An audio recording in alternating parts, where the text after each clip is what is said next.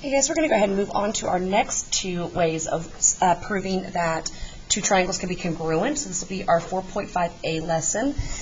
We talked about side, side, side, and side, angle, side last time. We're going to focus a little more on the angles this time. We're going to look at angle, side, angle, which will be two congruent angles and the included side. So it's kind of like the side, angle, side, where the A was in the middle, so the angle had to be between the two sides.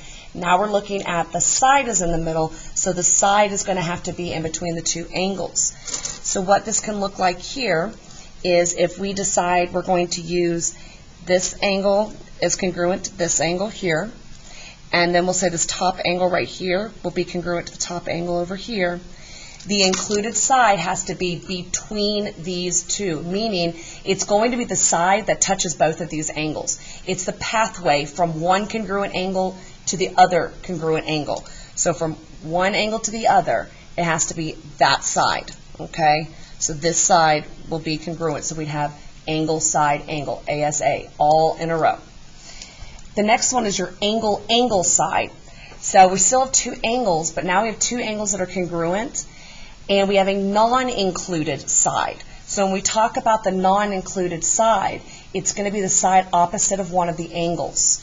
Okay, so now instead of being between the angles, we want to pick one of the sides that's not between the angles. It'll actually be across from one of those angles. So we'll go ahead and mark the same angles congruent here. And then it doesn't matter which side, okay, is marked congruent as long as it's a side that's across from one of the congruent angles.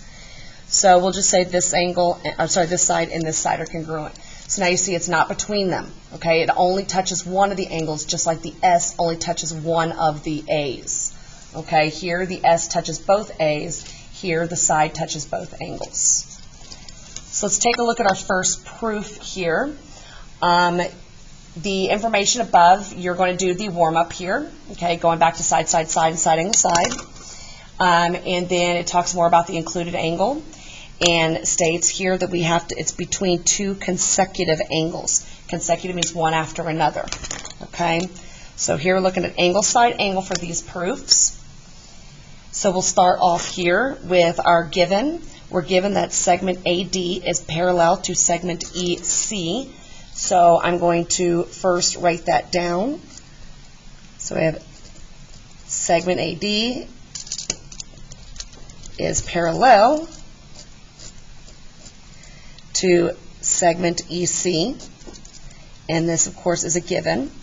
Go up to your picture and mark it. Okay, it's one thing we talked about when we first started talking about proofs.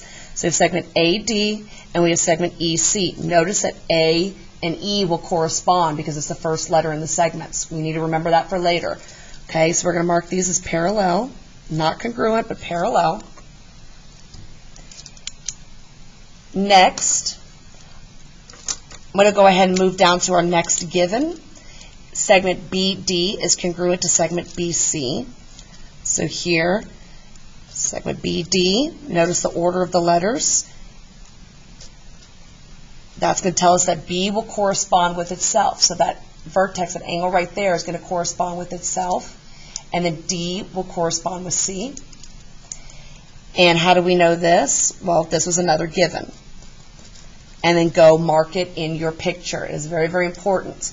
So here, segment BD is congruent to segment BC. So here I have a side. Okay, we'll make sure we write that in there too. We have sides congruent. Now I'm going to look around at my picture and see where can I go from here. Well, we've learned right here we have a pair of congruent angles. Or sorry, well, yeah, they are congruent. We have a pair of vertical angles, which we know vertical angles are congruent. So I'm going to make note in my next statement that these two angles are congruent. I cannot say angle B because there's two different angles.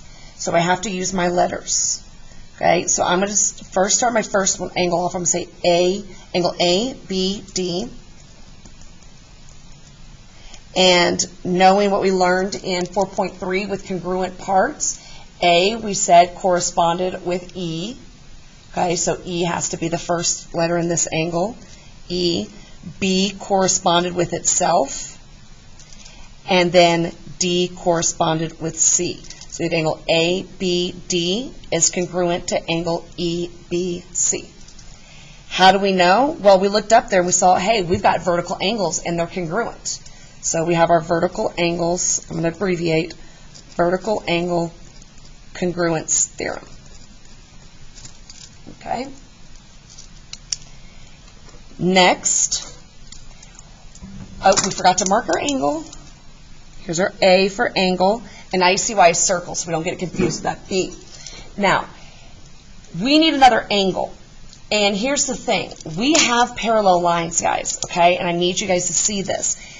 These segments are parallel, but if you extend it to look at what we're used to seeing with parallel lines, you're going to have a series of two transversals.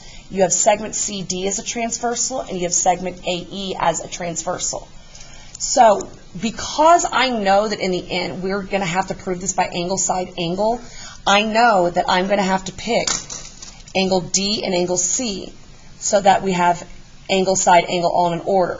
Now if this was open and you're just proving that the triangle is congruent, you could do angle side, but we're not doing that one. So I want you guys to understand why I'm choosing angle D to be congruent with angle C. So here, angle D is congruent with angle C only because these are the angle side angle notes. So we need to make sure that it goes angle side angle. And how did we know that these two were congruent? Well, because at the very beginning they stated these segments were parallel. So with this transversal right here, I have alternate interior angles. Alternate sides of my transversal, interior to my parallel lines. So here I have my alternate interior angle theorem. Now that I have my three things I need congruent, my angle, side, angle, I can now conclude that my prove up here, triangle ABD is congruent to triangle EBC. And how do I know? Well, look at the order of the letters and choose, especially when you don't know which one it's going to be, you choose on here, which order did it go in, okay? And here we have ASA, all in a line. That S is in between the two A's. So we need to make sure that S is between the two A's, angle, side, angle. You will complete the next proof on your own. Try your hardest, get what you can, okay? Do whatever you can on that one. And let's go ahead and take a look at the next proof. We're now looking at angle, angle, side, and I've already filled in the first given for you. Here, this is going to go over here to the angle, angle, side. We have two angles and then a side. That side is not between the two angles. Okay, and got a little diagram up here to show you as well. So the first thing we have is B is the midpoint of segment DC. This is just our very, very first given. Okay, so I wrote that down. I'm going to write given as my reason, obviously. So if B is the midpoint of segment DC, we know that a midpoint is going to cut a segment directly in half, creating two congruent segments. So here I'm going to go ahead and mark that segment DB and segment CB are going to be congruent. And then I'm going to go ahead and state that in my statements. So segment DB is congruent to segment CB. B is going to correspond with itself. Okay? So how did I know this? Well, because that midpoint cut it in half. So we have the definition of midpoint.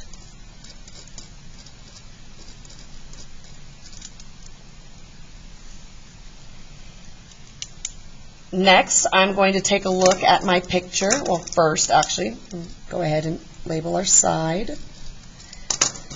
And then we're going to look at our picture because we're kind of run out of things. I mean, we've got these parallel segments, but I want you guys to notice those vertical angles. That's something that you're going to need to be able to recognize pretty quickly.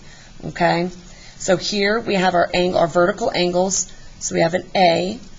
So I can come down here and say that angle, if I start with A, B, D,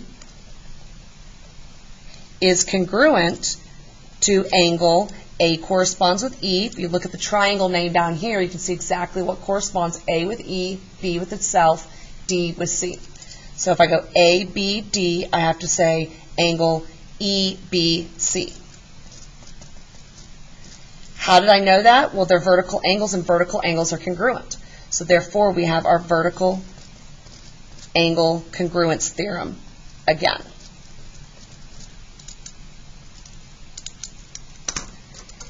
So I've run out of things I can really do with my picture. I've got the first given. I have the vertical angles that you should be able to spot right off the bat. They're not going to give you the vertical angles. You're going to have to see that and recognize that. Okay? Now we're going to take a look at, we got to go back up to our other given. Our other given up here now tells us that segment AD is parallel to segment EC. So we're going to put on here that is a given. And we're going to go mark it. Segment AD right here is parallel to segment EC. So we're going to see another thing happen here, just like what we did before. All right. What we're going to notice here is on the our next statement, because these are parallel, we're going to have a transversal again. Two of them, just like we did before. Now remember, we don't want an angle. We don't want the other angle on the other side of the side. We don't want ASA only because we know this is an angle side. Okay? If you're doing this on your own, you could come up with different different angles and different reasons. But here I know that I want angle side because those are the notes. So if I use angle D, then I'm going to have ASA. But if I use angle A, using segment AE as my transversal, then I'll have angle side. So that's what we're going to do here, is we're going to claim here that angle A is congruent to angle E. And again, if we look through here and we see we have a transversal right here. And with that transversal, we're on alternate sides of the transversal, A and E, and they're interior to our parallel lines or parallel segments. So we have, again, our alternate interior angle theorem.